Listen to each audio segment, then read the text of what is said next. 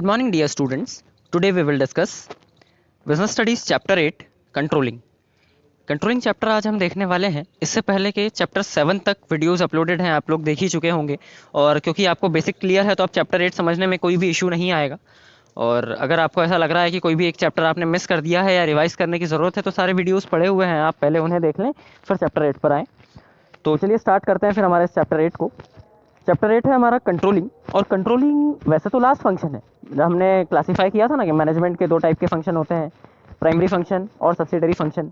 Primary function में planning, organising, staffing, directing, controlling होते थे, तो उनमें कंट्रोलिंग वैसे तो लास्ट फंक्शन है उस हिसाब से। बट ये सबसे मोस्ट इंपॉर्टेंट फंक्शन है। क्यों क्यों सबसे मोस्ट इंपॉर्टेंट फंक्शन है? क्योंकि आपके पास सारी चीज़ें, सारे रिसोर्सेज हैं, सारी चीज़ें हैं, सारे पर्सनस हैं, लेकिन आप प्रॉपर तरीके से काम नहीं कर पा रहे हैं और उस काम को कंट्रोल नहीं कर पा रहे हैं, तो जो प्रॉब्लम आएगी उसका कोई सॉल्यूशन नहीं। दैट्स वाई कंट्रोलिंग सबसे इंपॉर्टेंट हो जाता है, क्योंकि आपके पास सब कुछ होते हुए भी यदि आप कुछ नहीं कर पा रहे हैं तो सब चीज़ें वेस्ट है। ठीक है, चलिए पढ़ते हैं। Controlling is the last but most important function of the management. वही बात जो मैंने कही कि लास्ट फंक्शन तो है पर सबसे मोस्ट इंपॉर्टेंट, सबसे ज़्यादा इंपॉर्टेंट फंक्शन है। It is a basic managerial function. Managerial function में प्राइमरी फंक्शन और सब्सिडरी फंक्शन था, उनमें से प्राइमरी फंक्शन में का हिस्सा है ये। तो दैट्स वाई ये बेसिक फंक्शन है मैनेजमेंट का। It implies which implies measurement and correction of performance. इसमें हमारी जो परफॉर्मेंस होती है, जो काम होता है, उसे मेज़र किया जाता है, नापा जाता है कि कितना काम जो है वो कितना काम हुआ है, और उसके बाद में उसको में करेक्शन किया जाता है कि यदि उसमें कुछ कमियां है।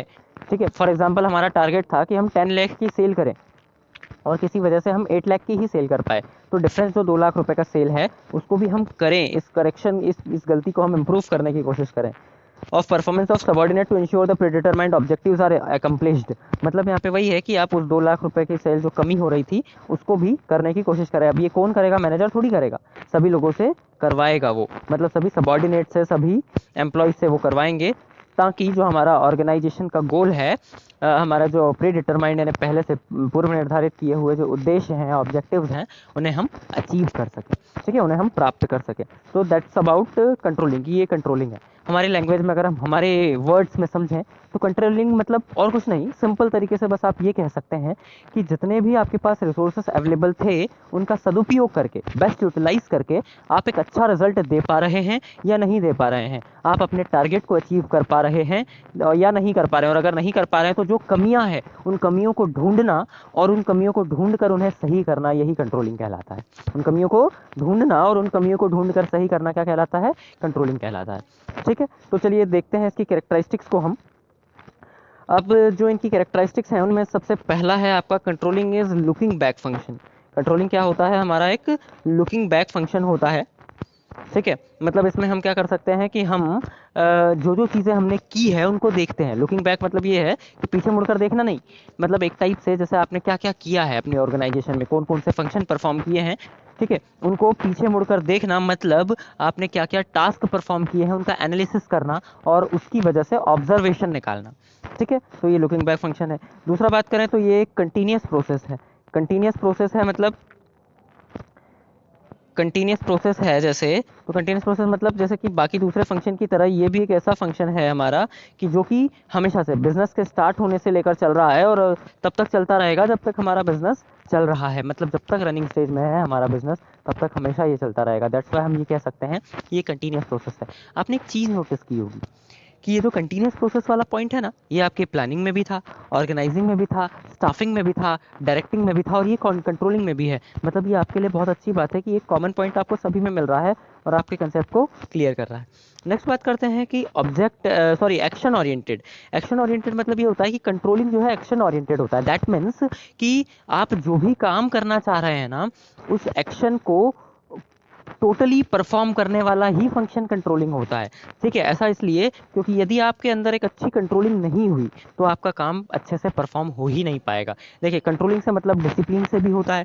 ठीक है, जैसे फॉर एग्जांपल एक स्कूल की बात करें, एक स्कूल में एक टीचर बहुत अच्छा पढ़ा रहा है पर बच्चे उनसे कंट्रोल नहीं हो पा रहे हैं, तो ना तो उनका कभी सिलेबस पूरा हो पाएगा और ना ही वो बच्चों को अपनी बातें समझा पाएगा प्रॉपर तरीके से। तो that is the example of action oriented. मतलब उसके लिए एक्शन जरूरी होता है कि ये कमियां आ रही है तो पहले कमियों को फाइंड आउट करो और फिर उस पर एक्शन लो। दैट मीन्स उसे इम्प्रूव करो। तो इसलिए हम ऐसा कह सकते हैं कि controlling is an action oriented process. Next, related to result, controlling directly और इनडायरेक्टली दोनों ही तरीके से आपके रिजल्ट पर बेस्ड होता है, मतलब रिजल्ट से रिलेटेड होता है। कैसे कि अगर आपकी कंट्रोलिंग अच्छी है तो आपका रिजल्ट बेटर होगा, और अगर आपकी कंट्रोलिंग खराब है तो आपका रिजल्ट भी वर्स्ट होगा।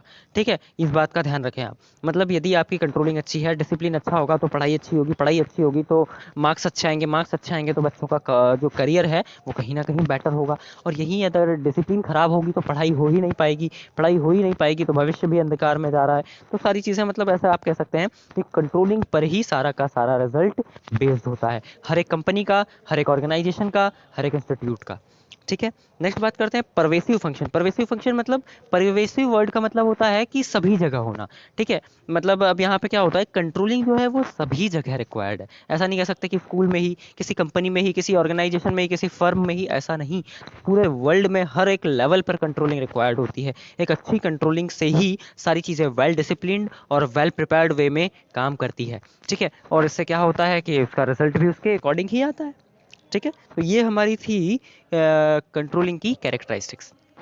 ठीक है, आई होप क्लियर हुआ होगा आपको। कन्फ्यूज़न अगर आपको है तो आप बिल्कुल मुझसे पूछ सकते हैं, कमेंट सेक्शन में लिख कर भी पूछ सकते हैं, या कॉल वगैरह करके भी आप पूछ सकते हैं। ठीक है, बढ़ते हैं हम आगे। नेक्स्ट है हमारा कंट्रोलिंग प्रोसेस। एक कंट्रोलिंग की प्रोसेस में कौन कौन सी चीज़ें होती है, मतलब कंट्रोल करने के लिए किन किन प्रोसेस से होकर गुजरना पड़ता है, क्या क्या करना पड़ता है, वो हम यहाँ पर देखने जा रहे हैं। तो सबसे पहले तो आपको क्या करना पड़ेगा, स्टैंडर्ड सेट करना पड़ेगा। स्टैंडर्ड मतलब सेट करना पड़ेगा से मतलब ये है कि आप क्या चाहते हैं, कैसा अचीव हो। फॉर एग्जाम्पल, जैसे कि एक आइडियल स्टूडेंट का गोल है कि उसे 80% लाना है, फॉर एग्जांपल की बात कर रहा हूँ। तो अगर उसने टर्मिनल में उसको 75 आए तो वो ये देखेगा कि यार मेरा स्टैंडर्ड क्या था, मैं बनाना क्या चाहता था 80, और बने कितने 75। तो स्टैंडर्ड उसके लिए हो जाएगा, जो वो अचीव करना चाहता है उसे स्टैंडर्ड कहते हैं। ठीक है ना। और अगर जैसे किसी कंपनी की बात करें, किसी कंपनी का गोल था कि मुझे 10 लाख का सेल देना है इस मंथ में, और वो उसकी सेल जो है 6 लाख ही हो पाई, तो उसका जो डिफरेंस होगा, मतलब डिफरेंस जो है वो तो डेविएशन होगा, उसको आगे देखेंगे हम। मतलब उसका स्टैंडर्ड क्या होगा कि मुझे 10 लाख की सेल करना है, ये उसका स्टैंडर्ड होगा। ठीक है, मेजरमेंट ऑफ एक्चुअल परफॉर्मेंस। देखिए, सबसे पहले हमने क्या किया, स्टैंडर्ड बनाया कि 10 लाख की सेल करना है। फिर क्या किया, मेजर किया कि हमारी सेल हुई कितने की, पता चला हमारी सेल हुई 7,50,000 की। ठीक है, तो ये हो गया मेजरमेंट ऑफ एक्चुअल परफॉर्मेंस। आप अपनी एक्चुअल परफॉर्मेंस को देखिए, उसे एनालिसिस कीजिए। Next, comparison of actual performance with standard. अब आपकी जो एक्चुअल परफॉर्मेंस है उनको आप स्टैंडर्ड के साथ कंपेयर कीजिए। मतलब आपने टारगेट रखा था 10 लाख का, और आपका जो एक्चुअल परफॉर्मेंस हुआ है वो हुआ है 7,50,000 का, तो डिफरेंस कितने का आया, ये ऐसा कंपेयर कीजिए। कंपेयर, आप जब कंपैरिजन करेंगे तो डिफरेंस आएगा, और उस डिफरेंस को ही हम बोलेंगे डेविएशंस। ये जो डेविएशंस हैं, मतलब आइडेंटिफाइंग द डेविएशंस। अब आप जैसे ही कंपैरिजन करेंगे तो डिफरेंस आएगा, और अगर आपका डिफरेंस नहीं आ रहा है, इसका मतलब तो आपकी कंट्रोलिंग बहुत अच्छी चल रही है। ठीक है, और अगर आपका डेविएशन आ रहा है तो या तो आप अच्छा कर रहे हैं या बुरा कर रहे हैं। कैसे, डेविएशन भी दो टाइप के होते हैं, पॉजिटिव और नेगेटिव। आपने टारगेट बनाया था 10 लाख का और 11 लाख की सेल कर दी, तो पॉजिटिव डेविएशन बहुत अच्छी बात है। लेकिन आपने टारगेट बनाया था 10 लाख का और आप 9 लाख की सेल कर पाए, तो कमियां हैं कहीं ना कहीं।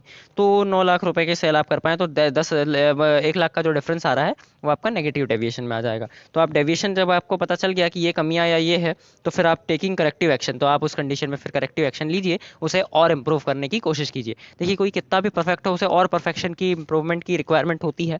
तो लास्ट स्टेप हमारा यही होता है कि उस चीज़ को करेक्शन किया जाए, उसे इंप्रूवमेंट की ओर बढ़ाया जाए। ठीक है, बढ़ते हैं हम आगे।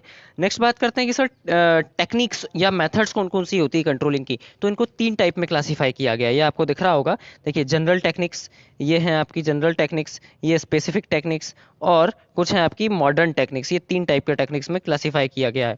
तो हम तीनों को प्रॉपर तरीके से डिस्कस करते हैं। नंबर 1 है हमारा जनरल टेक्निक्स। अब जनरल टेक्निक्स को हम डिस्कस करने जा रहे हैं, उसमें है कंट्रोल बाय मोटिवेशन। सबसे पहला कंट्रोलिंग का सबसे पहला और सबसे आसान होता है जनरल टेक्निक्स में कि मोटिवेशन से कंट्रोल कीजिए। किसी व्यक्ति को अगर बताना है तो उसे मोटिवेट कर दीजिए सबसे पहले, तो वो अपने आप सेल्फ कंट्रोल में काम करेगा। जैसे स्टूडेंट की बात करें, उन्होंने हमने डिसिप्लिन का इंपॉर्टेंस समझा, तो वो वेल डिसिप्लिन खुद रहेगा, सेल्फ डिसिप्लिन रहेगा। तो यह हमने किसी ऑर्गेनाइजेशन में किसी एम्प्लॉय को सेल्फ डिसिप्लिन का इंपॉर्टेंस समझाया कि यदि आप खुद अपने से अच्छे से काम करते हैं तो हमारी कंपनी की, ऑर्गेनाइजेशन की ग्रोथ होगी, और उनकी कंपनी की ग्रोथ होगी तो जाहिर सी बात है आपकी भी ग्रोथ होगी, आपका भी प्रमोशन होगा, आपका भी इंक्रीमेंट होगा। तो ये होता है आपका कंट्रोलिंग बाय मोटिवेशन। दूसरा होता है कंट्रोल बाय ऑब्जर्वेशन। चीज़ों को ऑब्जर्व करके अपने को कंट्रोल करना है। कैसे, हम जो काम कर रहे हैं आप काम कीजिए और अपने काम को खुद ऑब्जर्व कीजिए। कैसे ऑब्जर्व करेंगे, या तो आप खुद ऑब्जर्व कीजिए या फिर किसी और से ऑब्जर्व करवाइए कि इसमें ये कमियां रह जा रही है। ठीक है, तो उन कमियों को फिर हम करेक्टिव एक्शंस लेकर इम्प्रूव करेंगे। तो ये हो जाता है आपका कंट्रोल बाय ऑब्जर्वेशन। नेक्स्ट आता है कंट्रोल बाय ऑडिटिंग। ऑडिट मतलब होता है कि वही चीज़ों को वेरीफाई करना, चेक करना, पर एक्सपर्ट्स द्वारा। ठीक है, जैसे कोई व्यक्ति, आप कोई काम कर रहे हैं और आप पहले आप उस काम को कर लीजिए, फिर एक्सपर्ट से उसे वेरीफाई करवाइए कि क्या ये प्रॉपर है, कि क्या ये कॉम्पिटेंट है। अगर है तो ठीक है, अच्छी बात है, और नहीं है तो वो आपको एक्सपर्ट जो है वो कमियां बताएगा और उसे आप इम्प्रूव कीजिए। नेक्स्ट आता है कंट्रोल बाय पॉलिसीज। अब इसमें क्या होता है कंट्रोल बाय पॉलिसीज में, कि आप कुछ पॉलिसीज बना लीजिए, आप कुछ रूल्स बना लीजिए, आप कुछ गाइडलाइंस बना लीजिए। उन पॉलिसीज के आधार पर आप जो है कंट्रोल कीजिए चीज़ों को। ठीक है, कि इन पॉलिसीज में हमने ये बनाया है तो ये ऐसी ही फॉलो होनी चाहिए, इसके अलावा कुछ नहीं होना चाहिए। ठीक है, फॉर एग्जाम्पल आपका टारगेट है कि किसी भी कंडीशन में आपका जो है पर डे में इतना मैन्युफैक्चरर हो, इतने गुड्स मैन्युफैक्चर हो ही जाने चाहिए। अगर नहीं हो पा रहे हैं तो आप उसे ही इम्प्रूव करने की कोशिश करें। तो ये हो जाता है आपका कंट्रोल बाय पॉलिसीज। नेक्स्ट आता है कंट्रोल बाय एक्सेप्शन। एक्सेप्शन मतलब होता है अपवाद, किसी चीज़ को छोड़कर। तो देखिए आप क्या कर लीजिए, एक्सेप्शन बना लीजिए कि यार मतलब आप जो है एक्सेप्शन डिसाइड कर लीजिए कि इस चीज़ को छोड़कर बाकी चीज़ें प्रॉपर हो जानी चाहिए। मतलब जैसे कैसा, कि मैंने आपको एक बोला कि हमारी ऑर्गेनाइजेशन में अपने को प्रोडक्शन करना है, प्रोडक्शन का काम है हमारा, टारगेट करना है, टारगेट जो है हमारा प्रोडक्शन करना है कि ज़्यादा से ज़्यादा प्रोडक्शन हो। अब हमने एक ये कर लिया कि एनी हाउ किसी भी कंडीशन में अपने को 10,000 यूनिट तो प्रोडक्शन करना ही है। ठीक है, और एक्सेप्शन के यहाँ पे सेट कर लिया कि अगर कोई स्पेशल सर्कमस्टेंसेस आ गए, कुछ स्पेशल सिचुएशंस आ गए, तो उन्हें छोड़कर बाकी तो हमें इतना अचीव करना ही है। तो ऐसा आप कंट्रोल बाय एक्सेप्शन भी कर सकते हैं। नेक्स्ट हम बात करते हैं स्पेसिफिक टेक्निक्स की। अब देखिए ये जनरल टेक्निक्स थी अभी तक हमने जिसकी डिस्कस किया था। अब हम स्पेसिफिक टेक्निक्स की बात कर रहे हैं। अब स्पेशल टेक्निक्स में सबसे पहला आता है आपका बजट कंट्रोल। बजटरी कंट्रोल के ऊपर अलग से कई बार शॉर्ट नोट्स लिखने को आ जाते हैं, तो इसको तो आप बहुत अच्छे से ध्यान से समझिएगा। डिटेल में बात करूंगा मैं इसके लिए। बजट कंट्रोल एक ऐसा न्यूमेरिक कंट्रोल होता है, या आप इसको ऐसा बोल सकते हैं, budget is expressed in numerical terms. ये एक ऑब्जेक्टिव आ जाता है कि budget is expressed in dash, तो न्यूमेरिकल टर्म्स या मॉनेटरी टर्म्स, ये पैसों में बात किया जाता है। बजट मीन्स होता क्या है, हम कहते हैं ना कि हमें फॉर एग्जांपल लैपटॉप खरीदना है, तो सर लैपटॉप खरीदने के लिए आपके बजट कितना है, तो बजट मीन्स पैसा कितना है आपके पास, उस पैसे से आपको कैसे कैसे क्या क्या चीज़ें मैनेज करना है, दैट इज कॉल्ड बजट। ठीक है, अब देखिएगा बजटरी कंट्रोल में क्या होता है कि आपके पास पैसा कितना है, आपको कितना एक्सपेंडिचर करना है, कितना आपको सेव करना है, ये सारी चीज़ें जो कंपनी में होती है, that is called budgetary control. ठीक है, मतलब कहीं भी आपके लाइफ में भी हो सकती है बजटरी कंट्रोल, कि कैसे कहते हैं कि आपकी इनकम है फॉर एग्जांपल 1,00,000 रुपीज़, उसमें से आपको कंपनी के एक्सपेंडिचर 60,000 हो जाते हैं, सैलरी वैलरी मिला के 80,000 दे देते हैं आप, उसके बाद आपके पास कितना बचता है, that is the matter of budgetary control. ठीक है, that is the matter of budgetary control. Next फिर आ जाते हैं हम सेकंड नंबर पे कॉस्ट कंट्रोल पर। तो कॉस्ट कंट्रोल क्या होता है, आपकी ये कोशिश हो जाए कि कुछ भी हो जाए, ठीक है, आपके प्रोडक्ट का जो है कॉस्ट इतने से ज़्यादा नहीं होना चाहिए, इतने कम के अंदर होना चाहिए।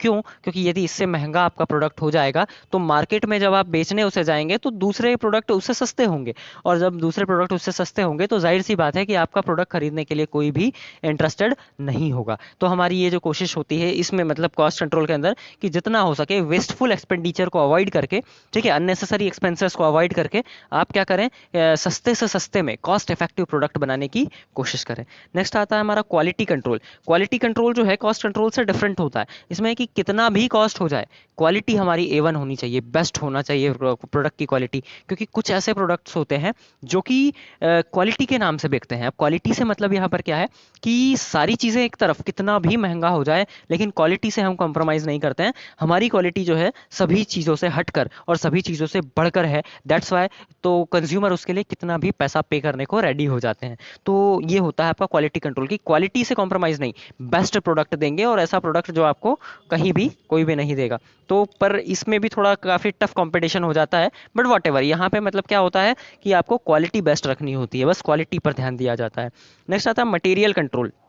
अब मटेरियल कंट्रोल की कुछ मेथड्स होती हैं जिनसे कि मटेरियल को कंट्रोल किया जाता है। मटेरियल कंट्रोल होता क्या है कि जब आपको प्रोडक्शन करना है तो आपके पास मटेरियल आएगा और आपके पास से मटेरियल जाएगा, तो उनको कैसे बैलेंस करना है। तो देखिए इनकी कुछ मेथड्स हैं, वो मैं आपको बता रहा हूँ। जनरली इनकी तीन मेथड होती है, लीफो, फीफो और हीफो, HIFO, हीफो।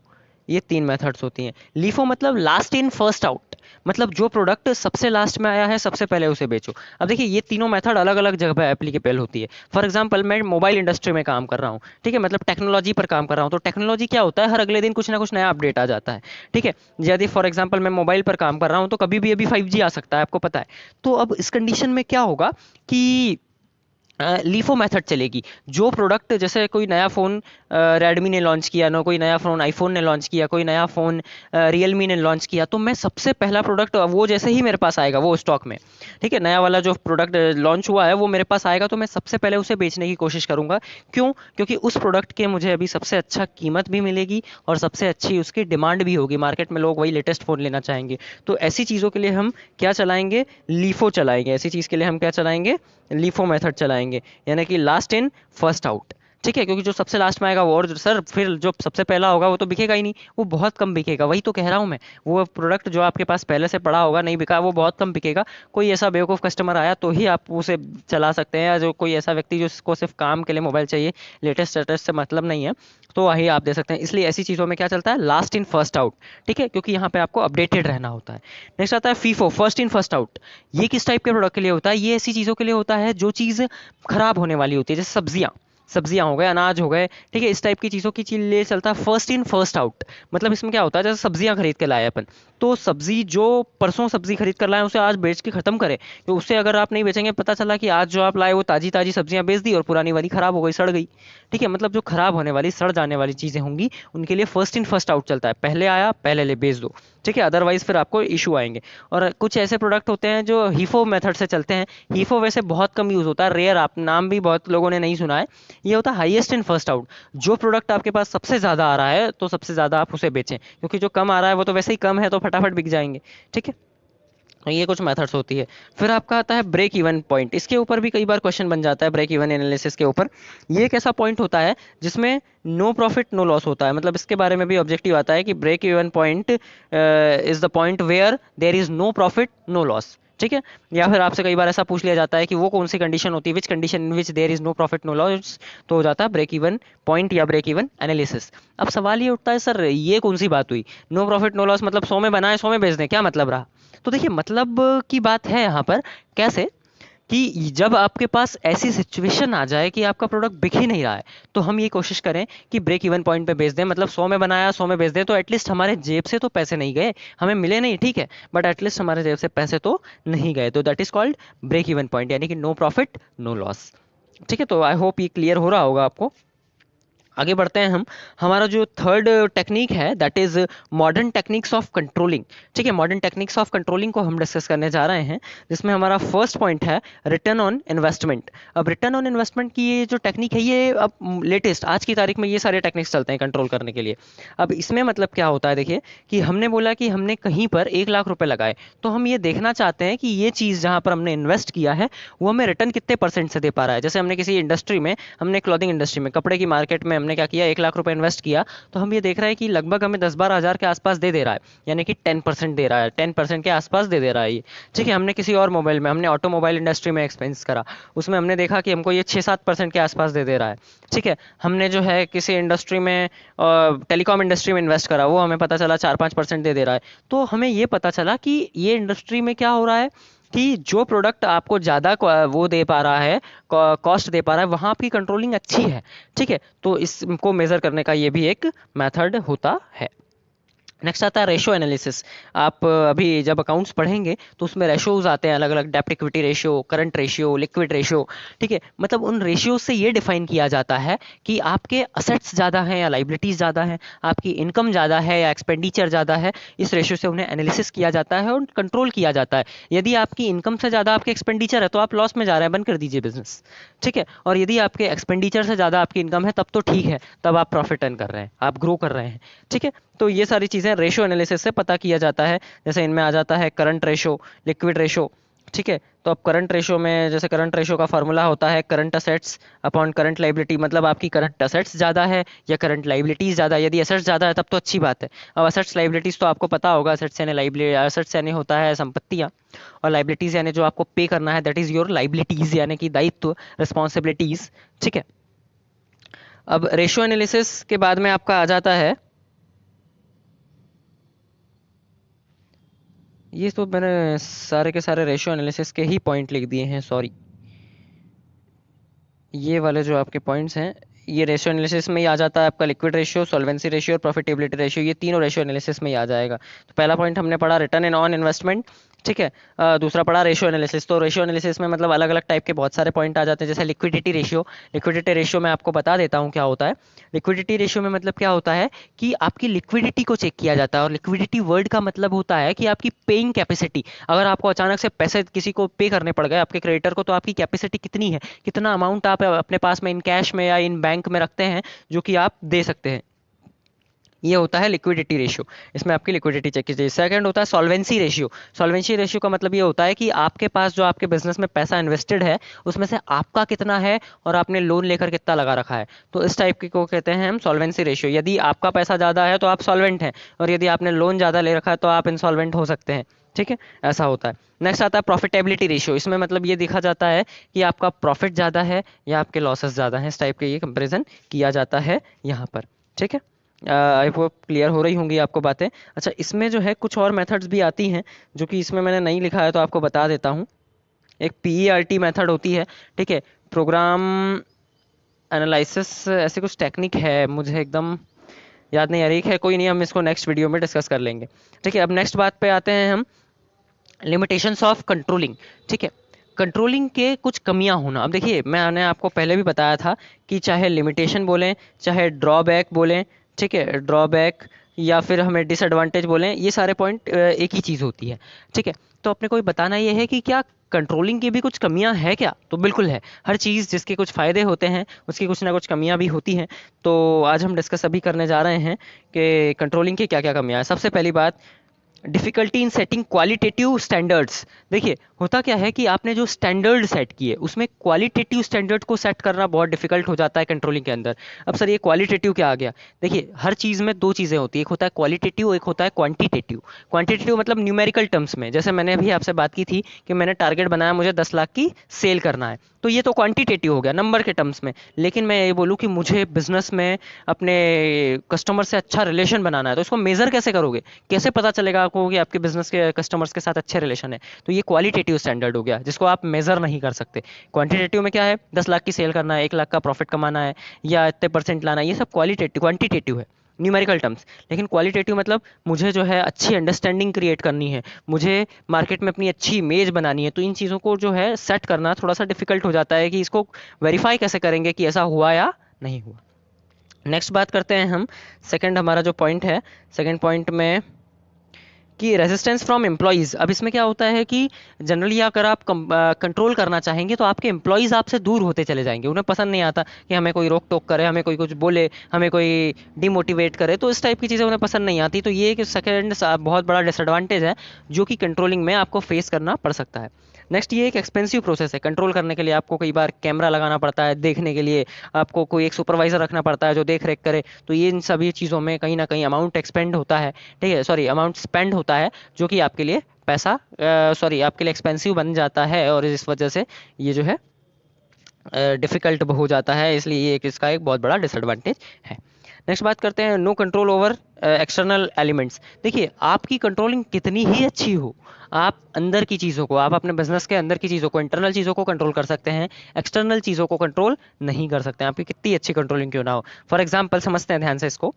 जैसे कि आपने क्या किया, अपने सभी इंप्लॉयज़ को मेंटेन करके रखा है, सारे रिसोर्सेज को मेंटेन करके रखा है, सारे रॉ मटेरियल सब चीज़ें मेंटेन है, लेकिन गवर्नमेंट ने आपका जो बिजनेस था उस टाइप के बिजनेस पर अभी 2-4 महीने बंद कर दिया, जैसे लॉकडाउन हो गया था, लॉकडाउन हो गया, तो क्या आप इसे कंट्रोल कर सकते हो कि नहीं नहीं आपने तो क्या किया, अपने लिए लॉकडाउन ही खोल लिया, खुद से ही खोल लिया? ऐसा पॉसिबल है नहीं है। तो एक्सटर्नल चीज़ों पर तो कंट्रोल आप कर ही नहीं सकते हो, कोई ऑप्शन ही नहीं है, ये इसका एक बहुत बड़ा डिसएडवांटेज है। नेक्स्ट बात करते हैं, difficulty in measurement of deviation. कई बार डेविएशन को यानी कि डिफरेंस को कैलकुलेट करने में बहुत ज़्यादा दिक्कतें आती है, तो कोशिश ये की जाती है कि मेज़रमेंट जब तक होगा नहीं डेविएशंस का तो हम उसे करेक्ट कैसे करेंगे।